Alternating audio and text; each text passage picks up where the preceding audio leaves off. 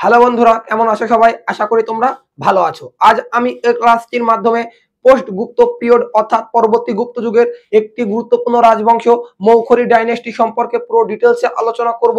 আর এর পূর্বের ক্লাসে আমি বর্ধন ডাইনেস্টি অর্থাৎ হর্ষবর্ধনের যে সকল গুরুত্বপূর্ণ কৃতিত্ব রয়েছে সেই গুরুত্বপূর্ণ সকল কৃতিত্বগুলোকে বর্ধন ডাইনেস্টির মাধ্যমে আমি তুলে ধরেছি। তোমরা যারা এই ক্লাসটি দেখোনি, তোমরা আমার ইউটিউব চ্যানেলে গিয়ে ক্লাসটি অবশ্যই দেখো। তোমরা এখান থেকে অনেক ইনফরমেশন জানতে পারবে যেগুলি যে কোনো সরকারি চাকরি পরীক্ষার জন্য বিশেষভাবে গুরুত্বপূর্ণ।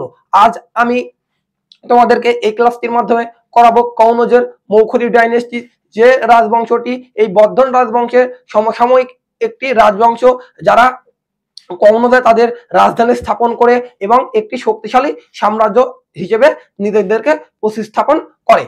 আর এই কনৌজের মৌখরীদের সঙ্গে বর্ধন ডাইনেস্টির বৈবাহিক সম্পর্ক হয়, সেটা আমরা সকলেই জানি। কিন্তু এর প্রতিষ্ঠাতা থেকে শুরু করে আমরা ধীরে ধীরে সকল বিষয়গুলো আলোচনা শুরু করব। আর শুরু করার আগে নমস্কার, আমি সৌরভ মন্ডল, তোমাদের সকলকে স্বাগত জানাই সৌরভ মন্ডল ক্লাসের ইউটিউব চ্যানেলে। তাহলে চলো শুরু করি।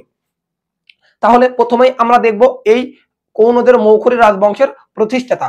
এই বংশের প্রতিষ্ঠাতা ছিলেন কে? হরিবর্মন মৌখরী। তোমরা এই নামটাকে খুব ভালোভাবে মনে রাখবে, কেননা ইনি ছিলেন এই বংশের প্রতিষ্ঠাতা। আমাদেরকে যে কোনো সাম্রাজ্য প্রতিষ্ঠাতা এবং রিয়েল অর্থাৎ প্রকৃত প্রতিষ্ঠাতা এই নামগুলোকে বিশেষভাবে মনে রাখতে হয়, কেননা এগুলি থেকে প্রশ্ন আসার চান্স অনেক বেশি। তাহলে আমি কি বললাম? কনৌজের মৌখরী ডাইনেস্টি অর্থাৎ কনৌজের মৌখরী বংশের প্রতিষ্ঠাতাকে হরিবর্মন মৌখরী।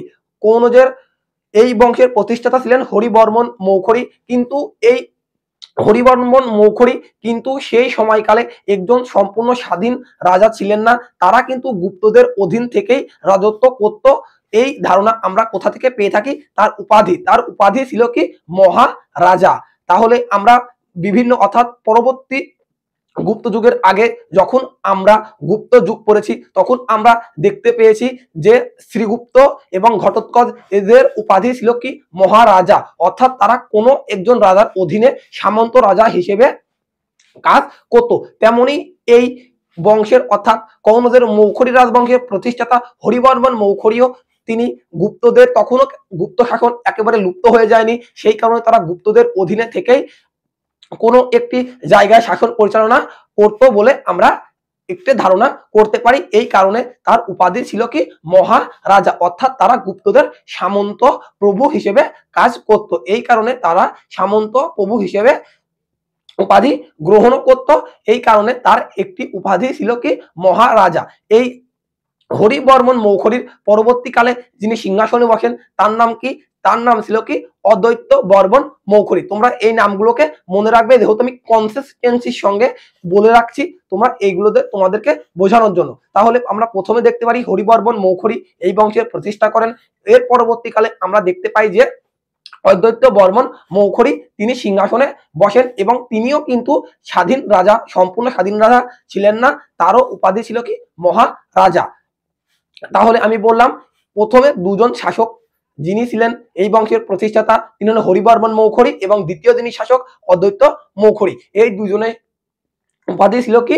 মহারাজা। তাহলে আমরা এই দুইজনের উপাধি থেকে জানতে পারি তারা কোনো একজন গুপ্ত রাজাদের অধীনে শাসন কার্য পরিচালনা করত। তারা তখনও স্বাধীন অর্থাৎ সম্পূর্ণ স্বাধীন হিসেবে নিজেদেরকে ঘোষণা বা প্রতিষ্ঠা করতে পারেনি। কিন্তু আমরা এই মৌখরী বংশের তৃতীয় যিনি শাসক তার নাম হলো ঈশান বর্মন মৌখরী। আর এই ঈশান বর্মন মৌখরী ছিলেন এই মৌখরী বংশের সর্বপ্রথম শাসক, যিনি নিজেকে স্বাধীন রাজা হিসেবে তুলে ধরেছিলেন বা প্রতিস্থাপন করেছিলেন। তাহলে আমি কি বললাম? যে এই ঈশান বর্মন মৌখরী ছিলেন এই বংশের সব থেকে শ্রেষ্ঠ শাসক, যিনি নিজেকে স্বাধীন হিসেবে ঘোষণা করেন এবং সেই কারণে তিনি একটি উপাধি নিয়েছিলেন যার নাম কি?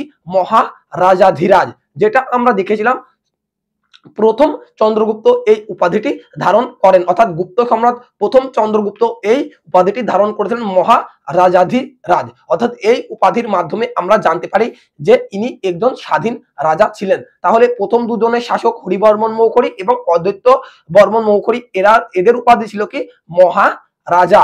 আর আমরা তাহলে দেখতে পেলাম এই বংশের তৃতীয় শাসক হরিবর্মন। তারপরে আমরা দেখতে পাই কে? হরিবর্মন, অদ্বৈত বর্মন এবং এর পরবর্তীকালে যিনি বসেন ঈশান বর্মন মৌখরী অর্থাৎ তৃতীয় শাসক, ইনি ছিলেন এই বংশের রিয়েল ফাউন্ডার। তাহলে আমরা মৌখরী ডাইনেস্টির রিয়েল ফাউন্ডার কাকে বলবো? ঈশান বর্মন মৌখরী এই বংশের রিয়েল ফাউন্ডার, যিনি উপাধি ধারণ করেছিলেন কি? মহারাজাধিরাজ উপাধি ধারণ করেন। এই উপাধি থেকেই আমরা জানতে পারি যে তিনি একজন স্বাধীন রাজা ছিলেন, অর্থাৎ তিনি গুপ্তদেরকে পরাজিত করে তিনি তার নিজের ক্ষমতাকে বৃদ্ধি বা প্রভাব প্রতিপত্তিকে অনেকটাই বৃদ্ধি করেছিলেন। আর এই ঈশান বর্মন মৌখরীর পরেই যিনি সিংহাসনে বসেন তার নাম ছিল কি? সর্ববর্মন মৌখরী। আর আমরা এই ঈশান বর্মন মৌখরী সম্পর্কে কোথা থেকে জানতে পারি? আশিরগড় তাম্রফলক অর্থাৎ আশিরগড় কপার প্লেট থেকে আমরা এই ঈশান বর্মন মৌখরী সম্পর্কে আমরা জানতে পারি।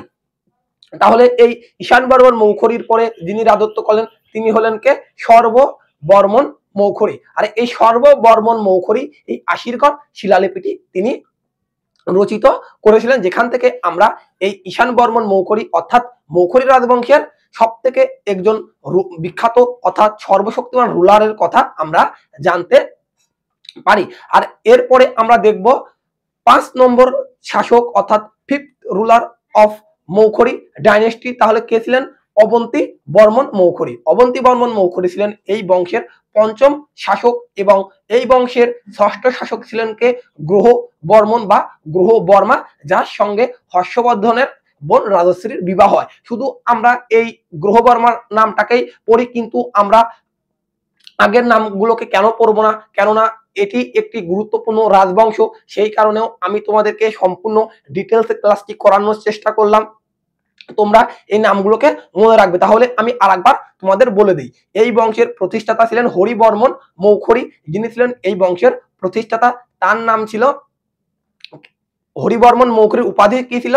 মহারাজা। এবং তার পরবর্তীকালে যিনি শাসক হন অদ্বৈত বর্মন, তার উপাধিও ছিল মহারাজা। কিন্তু এই বংশের তৃতীয় শাসক ঈশান বর্মন মৌখরী, যিনি ছিলেন এই বংশের রিয়েল ফাউন্ডার অর্থাৎ সব থেকে শক্তিশালী শাসক, যিনি নিজেদেরকে গুপ্তদের অধীন থেকে সম্পূর্ণভাবে স্বাধীন করে নিজেদের প্রভাব প্রতিপত্তিকে বৃদ্ধি করেছিলেন, তিনি হলেন কে? ঈশান বর্মন মৌখরী এই বংশের তৃতীয় শাসক। আর তার উপাধি কি ছিল? মহারাজাধিরাজ অর্থাৎ রাজাদের মধ্যে শ্রেষ্ঠ রাজা। তারপরে আমরা দেখতে পারবো সর্ববর্মন মৌখরী, তিনি সিংহাসনে বসেন এবং এই সর্ববর্মনের পরে অবন্তী বর্মন এবং অবন্তী বর্মনের পরে বসেন কে? গ্রহ বর্মন। আর এই অবন্তী বর্মনের উপাধিও কিন্তু ছিল কি? মহারাজাধিরাজ। তিনি এই অর্থাৎ তিনি এই কৌনদের মৌখরী ডাইনেস্টির প্রভাব প্রতিপত্তিটাকে অনেকটাই বৃদ্ধি করেছিলেন এবং এর পরবর্তীকালে যখন গ্রহ বর্মন এই বংশের রাজা হিসেবে তিনি বসেন, তিনি দেবগুপ্তর দ্বারা নিহত হন। এর পরবর্তীকালে হর্ষবর্ধন এই কৌনজ অর্থাৎ এই মৌখরী ডাইনেস্টিকে নিজেদের মধ্যে অন্তর্ভুক্ত করেন এবং হর্ষবর্ধনের রাজধানী স্থাপন করেন কোথায়? কৌনজে। তাহলে চলো আমরা এই সকল গুরুত্বপূর্ণ লাইনগুলোকে একবার দেখে নিই। আর তার আগে আমি বলি যে এই মৌখরীরা কিন্তু গুপ্তদের সামন্ত অর্থাৎ অধীনস্থ ছিল, তারা সামন্ত প্রভু উপাধিটা তারা ধারণ করতো। তাহলে আমি কি বললাম? যে এরা গুপ্তদের অধীনস্থ ছিল, এরা সামন্ত উপাধি ব্যবহার করত। আর এরা মূলত উত্তর পশ্চিম অর্থাৎ পশ্চিম উত্তর প্রদেশের একটি শহর কৌনজকে কেন্দ্র করে তাদের শাসন ক্ষমতা বৃদ্ধি করেছিল, যা ধীরে ধীরে পাটলিপুত্রকেও অন্তর্ভুক্ত করে। আর হর্ষবর্ধনের বোন রাজশ্রীর বিবাহ হয় কার সঙ্গে? গ্রহ বর্মার সঙ্গে, যিনি ছিলেন এই মৌখরী বংশের সর্বশেষ শাসক। তিনি দেবগুপ্তের দ্বারা নিহত হলে এই বংশটার কোনো উত্তরাধিকার না থাকার কারণে আমরা দেখতে পারি হর্ষবর্ধন এই রাজ্যটিকে পুষ্যবতী বংশের সঙ্গে নিয়ে নেন এবং তিনি তার রাজধানী স্থাপন করেন কোথায়? কৌনজে। তাহলে চলো আমরা গুরুত্বপূর্ণ লাইনগুলো দেখে নিই। আর এই ডাইনেস্টি মূলত আমরা দেখতে পারি যে 6ষ্ঠ সেঞ্চুরি অর্থাৎ 6th সেঞ্চুরিতে তাদের রাজত্ব পরিচালনা করেছিল। তাহলে আমাদের টপিক পোস্ট গুপ্ত পিরিয়ড এবং মৌখরী ডাইনেস্টি। আর আমরা প্রথমেই বললাম যে এই মৌখরী ডাইনেস্টির যিনি প্রতিষ্ঠাতা তিনি ছিলেন কে? হরিবর্মন মৌখরী। এই নামটা তোমরা মনে রাখবে, কেননা ইনি ছিলেন এই বংশের প্রতিষ্ঠাতা। হরিবর্মন মৌখরী ছিলেন এই মৌখরী বংশের প্রতিষ্ঠাতা। আর তোমরা উপাধিগুলোকেও মনে রাখবে, এর উপাধি ছিল কি? মহারাজা, যার থেকে আমরা জানতে পারি ইনি সম্পূর্ণ স্বাধীন ছিলেন না, তিনি গুপ্তদের অধীনে থেকে কোনো একটি জায়গায় শাসন কার্য পরিচালনা করছেন। এবং আমরা দেখব দ্বিতীয় রুলার যিনি ছিলেন অদ্বৈত বর্মন মৌখরী, এনার উপাধিও ছিল কি মহারাজা। তাহলে আমরা কি দেখলাম, প্রথম দুজন শাসক আমরা দেখলাম এনাদের উপাধি ছিল কি মহারাজা। আমরা থার্ড রুলার দেখব ঈশান বর্মন মৌখরী, ইনি ছিলেন real founder of Maukhari dynasty, অর্থাৎ এই বংশের প্রকৃত প্রতিষ্ঠাতা, যিনি তার সাম্রাজ্যটাকে অনেকটাই প্রসারিত করেছিলেন। আর ঈশান বর্মনের নামটা তোমরা মনে রাখবে, কেননা তিনি ছিলেন এই বংশের সব থেকে শক্তিশালী শাসক, আর তার উপাধি বা টাইটেল ছিল মহারাজাধিরাজ। আর এই থার্ড রুলার অর্থাৎ ঈশান বর্মন মৌখরী সম্পর্কে আমরা কোথা থেকে জানতে পারি? আশিরগড় তাম্রফলক, অর্থাৎ ইংলিশে বললে যার মানে হয় আশিরগড় কপার প্লেট থেকে আমরা ঈশান বর্মনের কথা জানতে পারি। আর এটিও গুরুত্বপূর্ণ লাইন, যেটা তিনি হুন আক্রমণও নাকি প্রতিহত করেছিলেন, সেটা আমরা এই আশিরগড় তাম্রফলক থেকে জানতে পারি। আর এই আশিরগড় তাম্রফলক যিনি উৎকীর্ণ অর্থাৎ তিনি লিখেছিলেন, তিনি হলেন কে? সর্ববর্মন মৌখরী, যিনি ছিলেন এই ফোর্থ রুলার অর্থাৎ চতুর্থতম শাসক মৌখরী বংশের চতুর্থ শাসক সর্ববর্মন মৌখরী, তিনি এই তাম্রফলক অর্থাৎ আশিরগড় তাম্রফলক রচনা করেন। তোমরা এই নামগুলোকে পরপর মনে রাখবে, সেজন্য তোমরা লিখে দিয়েছি নাম্বারিং করে। ইনি হলেন 1 অর্থাৎ ফাউন্ডার, 2, 3, 4। এবার আমরা দেখব 5th অর্থাৎ পঞ্চম যিনি শাসক, যিনি ছিলেন পঞ্চম শাসক, আমরা দেখব অবন্তী বর্মন মৌখরী, যার উপাধি ছিল কি মহারাজাধিরাজ, অর্থাৎ তিনিও খুব শক্তিশালী একজন শাসক ছিলেন, যিনি এই সাম্রাজ্যটিকে অনেক বিস্তার ঘটিয়েছিলেন। তার পরবর্তীকালে যখন আমরা দেখব 6তম অর্থাৎ 6th রুলার গ্রহবর্মন মৌখরী যখন সিংহাসনে বসেন, তখন তিনি হর্ষবর্ধন অত্নের বোন রাজশাহীর সঙ্গে বিবাহ করেন এবং মৌখরী এবং পুষ্যবতী বংশের মধ্যে একটা বৈবাহিক সম্পর্ক গড়ে ওঠে। আর এই মৌখরীদের ডাইনেস্টি ছিল কোথায়? কনৌজ, যেটি রয়েছে কোথায়? পশ্চিম উত্তর প্রদেশ। তাহলে আমরা কি দেখলাম, যে প্রথম শাসক ছিলেন হরিবর্মন এবং দ্বিতীয় শাসক ছিলেন অবন্তী বর্মন, অর্থাৎ অবন্তী নয় সরি অদ্বৈত বর্মন। তাহলে প্রথম শাসক হরিবর্মন মৌখরী, দ্বিতীয় শাসক অদ্বৈত বর্মন, তৃতীয় শাসক ঈশান বর্মন, ইনি হলেন এই বংশের সর্বশক্তিমান শাসক, এবং চতুর্থ শাসক ছিলেন সর্ববর্মন মৌখরী, এবং পঞ্চম শাসক অবন্তী বর্মন, এবং 6 অর্থাৎ ষষ্ঠ শাসক যিনি ছিলেন তিনি হলেন কি গ্রহবর্মন, যার সঙ্গে রাজশ্রীর বোন, রাজশ্রী নয় হর্ষবর্ধনের বোন রাজশ্রীর বিবাহ হয়। আর মৌখরী ডাইনেস্টির ক্যাপিটাল ছিল কোথায়? কনৌজ, যেটি রয়েছে কোথায়? পশ্চিম উত্তরপ্রদেশ। আর মৌখরীরা গুপ্তদের অধীনস্থ ছিল এবং তারা সামন্ত উপাধি ব্যবহার করত, যেটা আমি তোমাদের আগেই বললাম। আর মৌখরীরা পশ্চিম উত্তরপ্রদেশকে একটি শহর কনৌজের উপর শাসন করেছিল, যা ধীরে ধীরে পাটলিপুত্রকে অন্তর্ভুক্ত করে। তোমরা এগুলো একটু নোট করে নাও, কারণ কেননা এই ক্লাসটা খুবই ইম্পর্টেন্ট। তোমরা এই নামগুলো সচরাচর কোনো বইতে পাবে না। তোমরা একটা স্ক্রিনশট নিয়ে নাও, তাহলে তোমাদের বুঝতে অনেক সুবিধা হবে।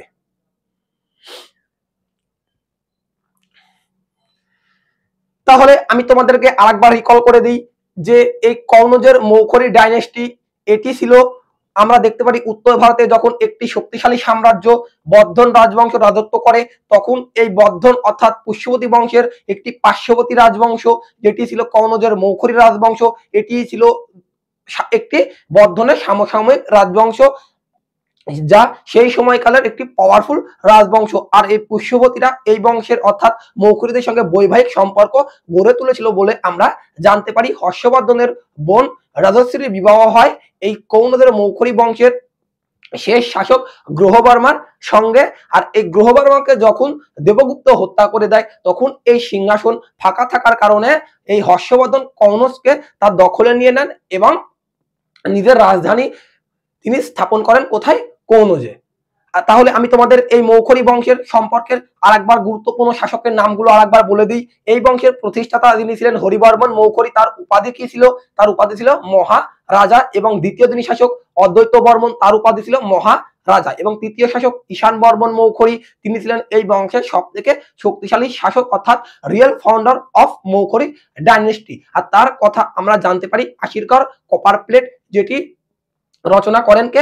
সর্ববর্মন মৌখরী। আর চতুর্থ যিনি শাসক তিনি ছিলেন সর্ববর্মন মৌখরী, তার পঞ্চম যিনি শাসক তিনি হলেন কি অবন্তী বর্মন মৌখরী, যারও উপাধি ছিল কি মহারাজাধি রাজ, অর্থাৎ তিনি এই সাম্রাজ্যটাকে অনেক দূর পর্যন্ত তিনি বিস্তার ঘটিয়েছিলেন এবং তার অর্থাৎ এই কৌনদের যখন হর্ষবর্ধনের সঙ্গে মিলিত হয়ে যায় তার পূর্বে পর্যন্ত তিনি এই সাম্রাজ্যটার বিভিন্ন গুরুত্বপূর্ণ সংস্কারমূলক কাজও তিনি করেছিলেন এবং এই বংশের ৬তম শাসক হিসেবে যখন গ্রহবর্মন বসে তখন হর্ষবর্ধনের বোন রাজশ্রীর সঙ্গে গ্রহবর্মনের বিবাহ হয় এবং দুই বংশের মধ্যে একটি মৈত্রী সম্পর্ক গড়ে ওঠে।